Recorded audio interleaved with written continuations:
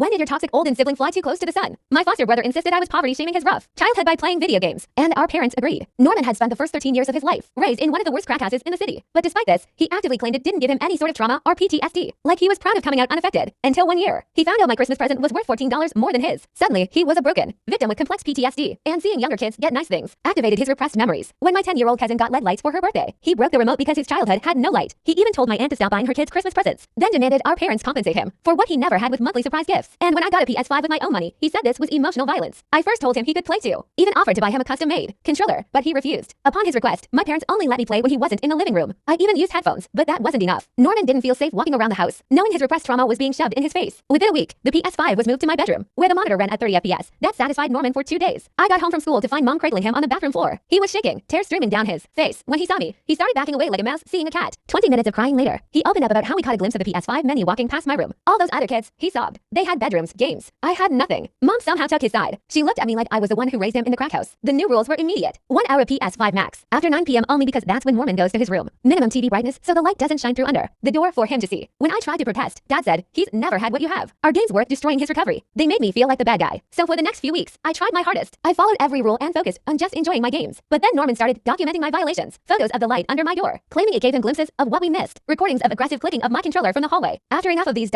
violations, my parents gave me a choice. Give the PlayStation 5 away or move it to the basement. I chose the basement. It had no heating and spiders dropping onto my head from the ceiling. The old TV had maybe 3 working pixels, but at least I could have my volume up and play for as long as I wanted. That's what they said until Norman failed his midterm. He'd been skipping class to hang out with college kids and smoke grass, but somehow failing was still my fault. He told our parents he could hear the PS5 through the floor during his study time, but decided to not say anything. So I enjoy what he never had. My parents looked at him as a martyr. The next day, they moved my PlayStation 5 into our garage that hadn't been used in years. This way, it was impossible for Norman to hear. The garage was filled with open paint cans from the 80s, dead wasps, cockroaches, ants, insects science hadn't even discovered. That's where I spent my Saturdays, as gaming was now again banned on weekdays. It stayed like that for 3 months. Nobody complained, but then Norman needed something from the garage. When he walked in, it triggered full body tremors. He collapsed on the floor and needed help. That's when my parents decided they were done. The only possible solution was to sell the PlayStation 5. He can play mobile games. Norman said, still acting like Mother Teresa. That's what poor kids did. That's what I did. My parents nodded. Mom started looking up secondhand PS5 sales on eBay. That's when I snapped, shut up. The words exploded out. I offered to share. I've done everything you asked. Norman played the victim again. I'm sorry I was poor, okay? It's my fault. I have trauma and my parents beat me. I'm such a failure. It's okay, Normie. Mom hugged him. His face changed to a smile. He's going to sell the console, sweetie. Don't worry. I couldn't take it anymore. I'm done. I yelled. You want to see what your precious traumatized sweetie actually does? I pulled out my phone and connected it to the TV in the living room. I set up a camera after my controller went missing for weeks ago. Norman's face went white. He marched toward me, but his sudden reaction caught my parents' eye. What's going on, Norman? Dad said, nothing. Every Sunday, I interrupted. When we're at church, Norman's been charging neighborhood kids $10 and now to play my PS5. The footage started playing. There was Norman collecting money from the 2 quiet brothers from around the corner. Mom's mouth fell open. I'm not